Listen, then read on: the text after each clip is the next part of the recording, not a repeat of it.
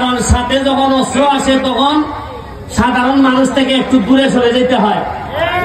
আমি চাই নাই কোনোভাবেই, আমি এই গানম্যান চাইলে আরো অনেক আগেই পাইতাম, কিন্তু আমার মনে হয়েছে যে আমার কাছে অস্ত্র থাকলে সাধারণ মানুষ হয়তো ভয় পাইতে পারে, আমার কাছে নাও আসতে পারে। কিন্তু আমি বাধ্য হয়েছি এবার। আপনারা জানেন যে মৃত্যুর হুমকি আমার কাছে আসছিল, আপনারা সবই জানেন। গত সপ্তাহে আমি এই হুমকি ইনকোয়ারি চলাকালীন কারণে আমরা একটা সপ্তাহ, গত সপ্তাহে আমরা খেলা মিস করছি, আমরা এখানে খেলতে পারি নাই। আমার কষ্ট হয়েছে যে মরলে মরে যেতাম, কিন্তু জীবিত থাকতে আমার এলাকার মানুষ আমার কারণে খেলা দেখতে পারতেছে না, এটা আমার কাছে কষ্ট লাগছে। আমি আজকের এই গত খেলায় আমরা ঘোষণা দিয়েছিলাম 10 তারিখ থেকে আমাদের গোল্ড কাপ শুরু হবে, বিভিন্ন জেলার দল আসবে। আমরা হয়তো 10-15 দিন পিছাবে, কারণ এই 10 দিন আমি কোনো কাজই করতে পারি নাই, এই জন্য 10 দিন পিছাবে। আমার ইচ্ছা হইল গিয়ে গত 30-40 বছরে বিশেষ করে নতুন প্রজন্ম যারা আইছে তারা তো মাঠে খেলা দেখতে পারে নাই, তারা বিভিন্ন ভাবে পথভ্রষ্ট হয়েছে। কেউ জুয়া খেলায় চলে গেছে, কেউ গাঞ্জাতে চলে গেছে, কেউ নানা রকম মাদকে চলে গেছে। এদেরকে ফিরে আনতে এবং নতুন প্রজন্মের সামনের দিকে এগিয়ে নিতে আমাদের ফুটবল এবং অন্যান্য খেলার কোনো বিকল্প নাই। আপনারা হয়তো ভাবেন যে ব্যারিস্টার এমপি হইয়া আরো ভালো ভালো শার্ট প্যান্ট করে ঘুরে বেড়াইতো, এই লাইনে বেশি বড় নেতা মনে হইল নে। আমি ঘুরে খিদা করতাম, আমি ধরেন এমপি না, এমনই বড় নেতা হইলাম 6 মাসের ভিতরে আমি মন্ত্রী গেলাম গিয়া, তাতে লাভ কিটা? আমার এলাকার মানুষ যদি গাঞ্জা করতে থাকে, আরে গাঞ্জা করে এলাকার মন্ত্রী সে বাবা একটা এলাকার মন্ত্রী এমপি না হইল, এটা বড় ইজ্জত। 7 লাখ মানুষের নিঃশ্বাস পড়ে সকালবেলা ঘুম থেকে উঠছে আমার উপরে। 7 লাখ মানুষের কোনো কষ্ট হইল, মানুষে মনে করে এমপি মনে হয় পারল না। যে কোনো খাদা বৃষ্টি হইলে মানুষে মনে করে কটা ইট মনে হয় এমপি দিতে পারলো না। যেখানে ব্রিজ নাই মানুষে মনে করে একটা ব্রিজ মনে হয় এমপি দিতে পারলো না। বেটে থানা যায় বিচার হইলেও মনে করে এমপি হইলে মনে হয় আরো বেশি হইল না, আর না হইলেও এমপি হইলে মনে হয় হইল না।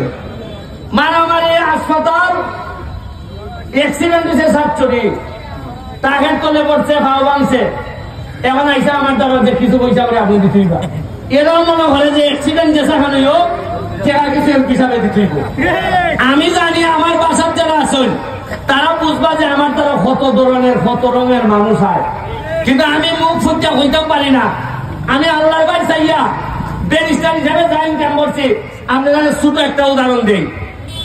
আমার একদম মৃত্যুর হুমকির কারণে গত সপ্তাহে আমি আইছি না, 1 সপ্তাহ আমি ঢাকা থাকছি। গোল আমার পুলিশে বলছে আপনার বাড়ির বেড়া দরকার নাই, জাস্ট খালি আমি ঘর থেকে বার হইছি না, সোনারঘাট আইছি না, আমার অ্যাকাউন্টে আমার রুজি জমছে 5 লাখ।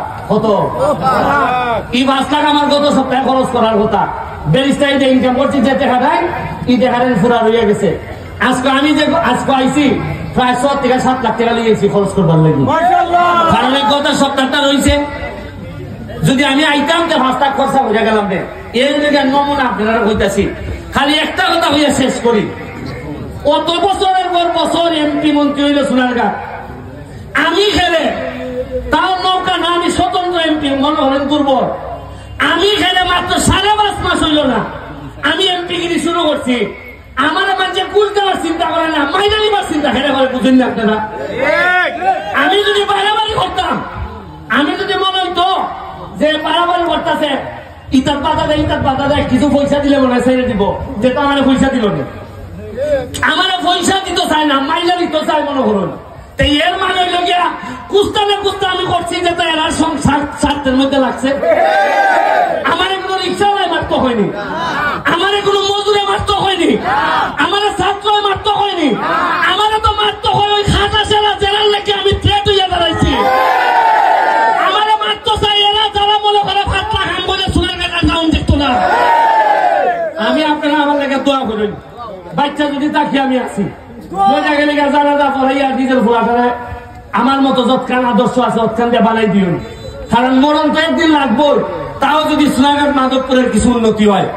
আমি এই পর্যায়ে আমার এক ভাই সিঙ্গাপুরে যাই তুই সে আইসে কিতার থেকে গাজীপুর থেকে এত কষ্ট করিয়া কইছে ভাই আপনার সাথে একটা খেলা খেলে যাইব। সিঙ্গাপুরের ভাই আপনাদের উদ্দেশ্যে দুই কথা কইব, সে আগামী সপ্তাহে চলে যাবেন না, একটু বলেন প্লিজ আমাদের মানুষ। বিসমিল্লাহির রহমানির রহিম। অসংখ্য ধন্যবাদ এই হবিগঞ্জ চুনারু ঘাটের। আপনারা সকলে জানেন এই এলাকা